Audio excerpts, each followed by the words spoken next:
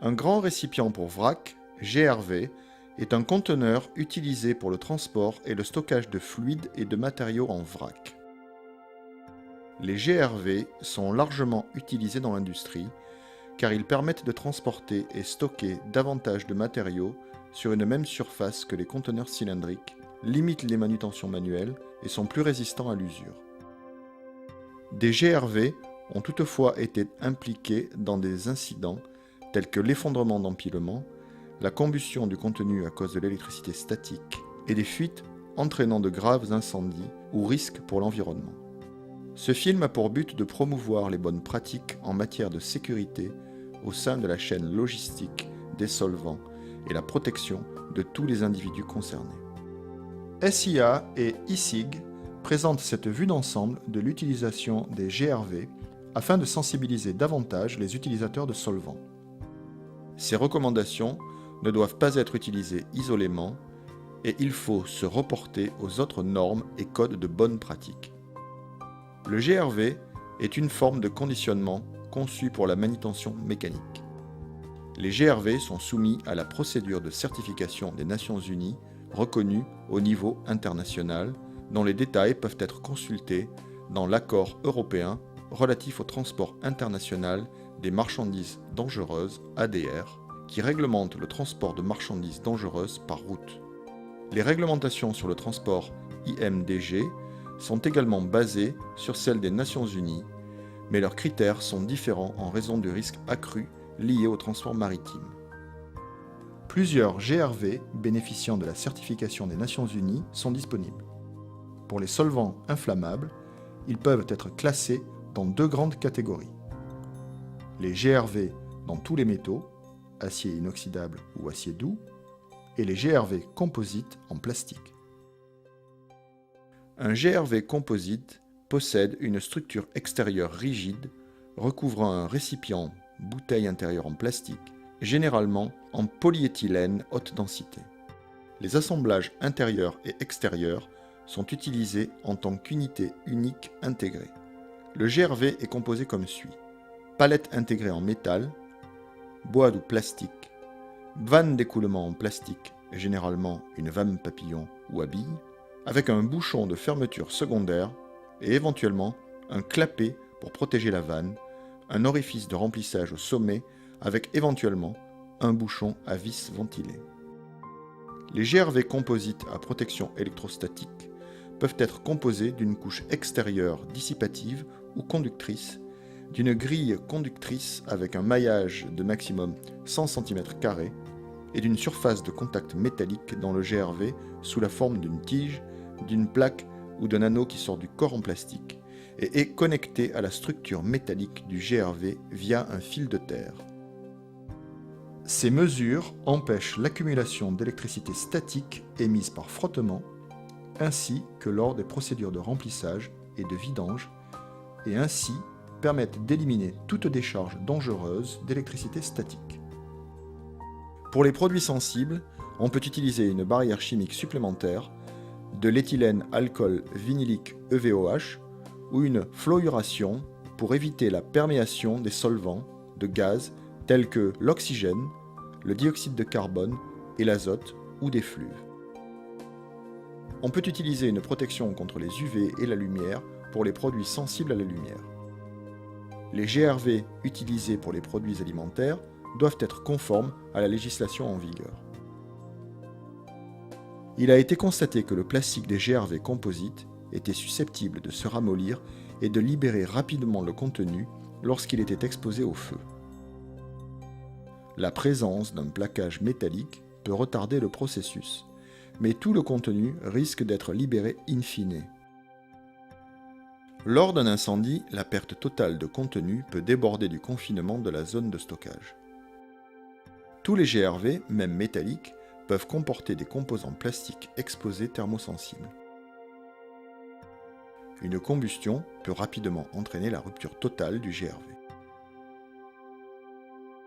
En cas d'incendie, un récipient métallique peut avoir une défaillance hydraulique où l'espace mort du réservoir peut exploser. Quand on travaille dans des atmosphères potentiellement explosives, il est crucial d'éviter l'accumulation et les décharges d'électricité statique.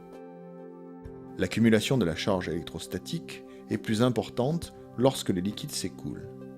Il est donc important d'adopter des méthodes de remplissage et de vidange sans danger. L'opérateur doit s'assurer que le confinement est intact. Le choix d'un GRV est dicté par ses caractéristiques, son état, sa compatibilité, sa longévité et son adéquation à un solvant spécifique. Le fabricant doit avoir approuvé l'utilisation du GRV avec le solvant. Les recommandations du fabricant et les conditions liées au certificat des Nations Unies pour le GRV doivent être appliquées et les recommandations sectorielles locales doivent être évaluées. Les GRV composites peuvent ne pas être compatibles avec tous les solvants ou être refusés par les clients ou les assureurs. Le fabricant doit formuler des recommandations sur la compatibilité du récipient et de ses accessoires, vannes, joints de vannes, avec l'utilisation visée. Les GRV ne doivent pas être utilisés s'ils n'ont pas été approuvés. La législation stipule que la perméation ne doit pas poser de risque dans des conditions normales de transport.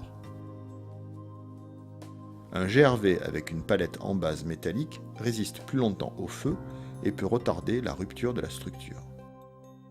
Certains solvants et hydrocarbures purs présentent une faible conductivité et donc un risque significativement supérieur aux autres, car une charge statique peut s'accumuler et déclencher un incendie ou une explosion.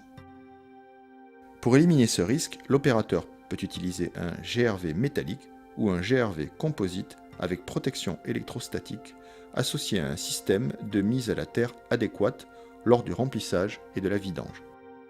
En cas d'utilisation d'un GRV composite sans protection électrostatique, le point d'éclair du solvant doit être supérieur à la température ambiante selon une marge suffisante pour éviter une atmosphère inflammable. La température ambiante maximale et la marge de sécurité peuvent varier selon le pays. Il faut donc appliquer les codes de bonne pratique locaux. Pour le stockage d'un solvant à faible point éclair, il faut utiliser un GRV métallique ou composite à protection électrostatique afin d'éviter les décharges électrostatiques de l'intérieur ou de l'extérieur du GRV. De nombreux GRV à protection électrostatique satisfont à ces critères et peuvent être utilisés pour les solvants à faible point éclair, tant que la protection de terre est assurée. La décharge statique via la tige et le fil de terre doit être en bon état de marche. Bien qu'il y ait des exceptions, par exemple pour certains acétates, la conductivité électrique des solvants oxygénés est généralement supérieure et l'électricité statique s'accumule dans une moindre mesure. On tolère dès lors des points éclairs plus faibles. Lors de la manutention de solvants oxygénés à très faible point éclair, c'est à l'opérateur de juger, sachant qu'il y a un risque avec la vapeur inflammable, mais que le risque de combustion est réduit en raison de la conductivité élevée du produit et de l'utilisation d'un GRV composite à protection électrostatique. Pour identifier le point éclair minimum acceptable d'un hydrocarbure ou d'un solvant oxygéné à stocker dans un GRV à protection électrostatique, l'évaluation des risques doit tenir compte des recommandations du fabricant et de l'efficacité des systèmes d'élimination de la charge statique et de la mise à terre à toutes les étapes de la chaîne logistique. En cas de doute, il faut noter qu'un GRV métallique est par nature plus conducteur qu'un GRV composite à protection électrostatique. Le point de mise à la terre normal sur un GRV métallique se trouve sur son cadre. Les GRV métalliques doivent être mis à la terre au cadre.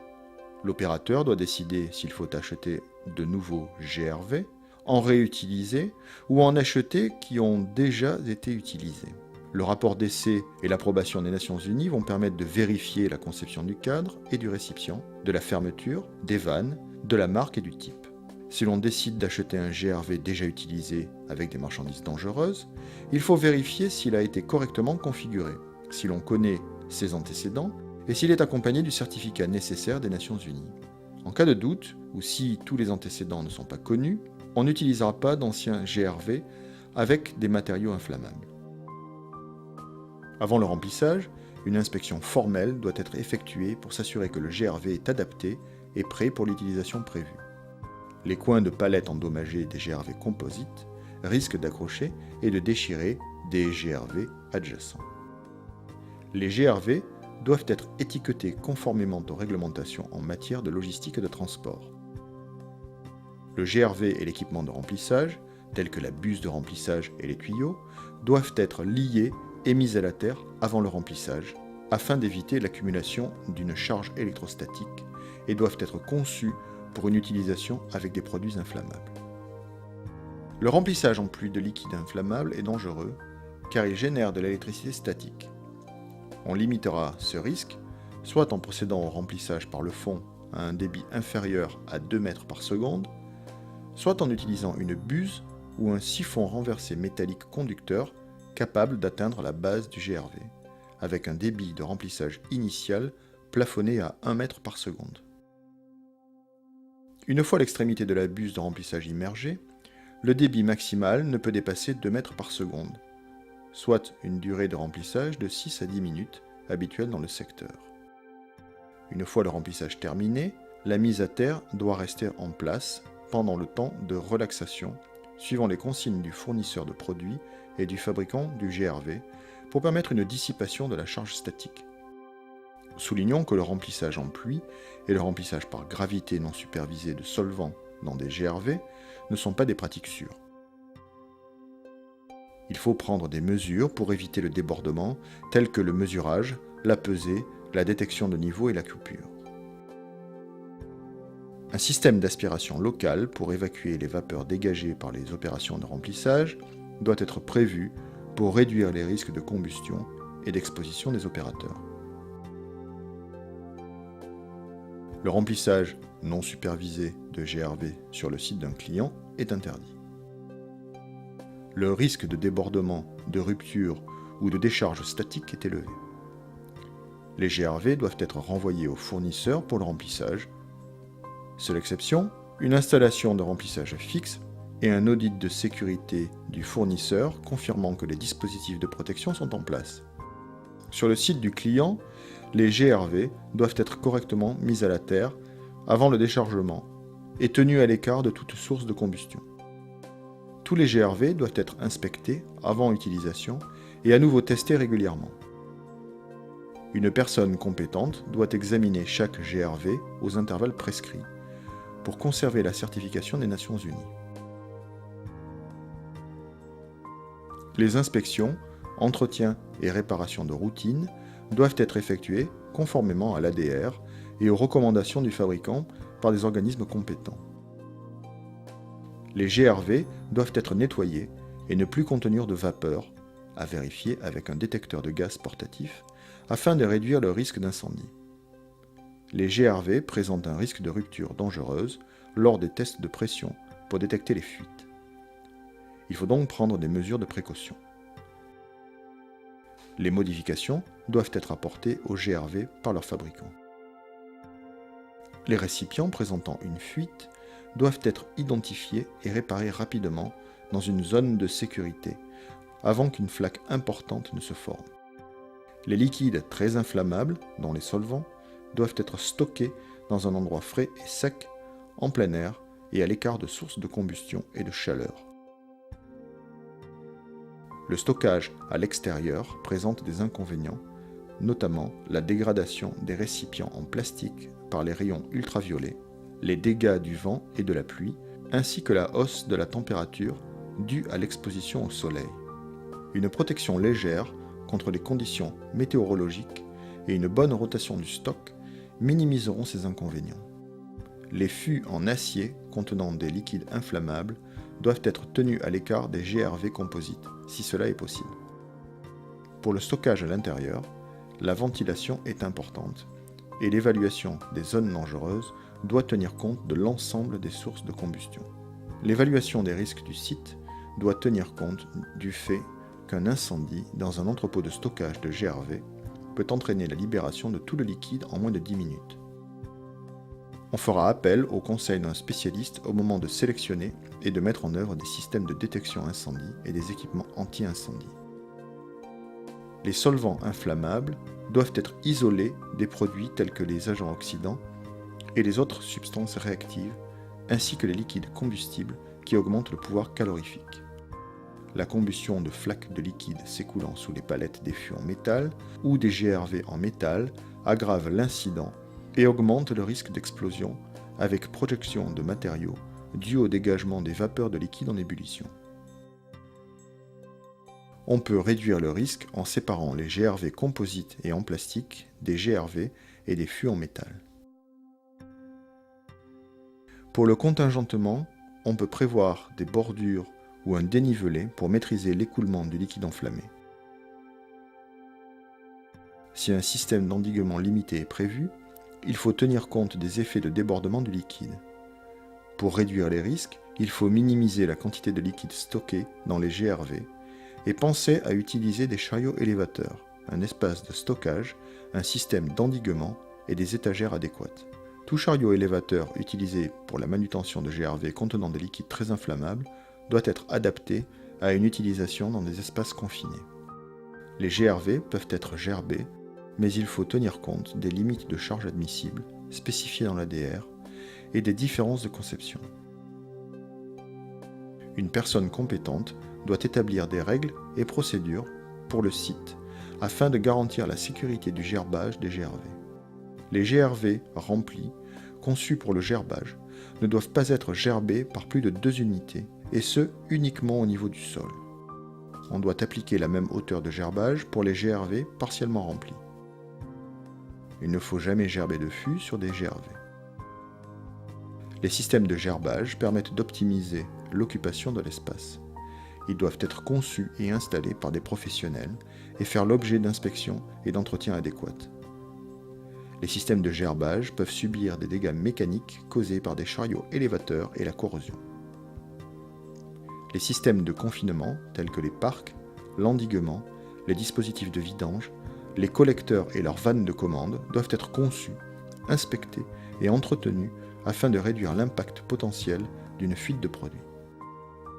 Un bon système d'entretien doit être mis en œuvre pour éviter l'accumulation de matériaux combustibles, tout déversement accidentel et la prolifération de la végétation. L'opérateur doit tenir compte de la sécurité du site et, le cas échéant, des dispositions spécifiques à l'ADR. La sécurité doit faire l'objet d'une gestion active par un processus commençant par l'évaluation des risques. Les résultats des évaluations des risques doivent être communiqués aux travailleurs et doivent étayer les procédures opérationnelles.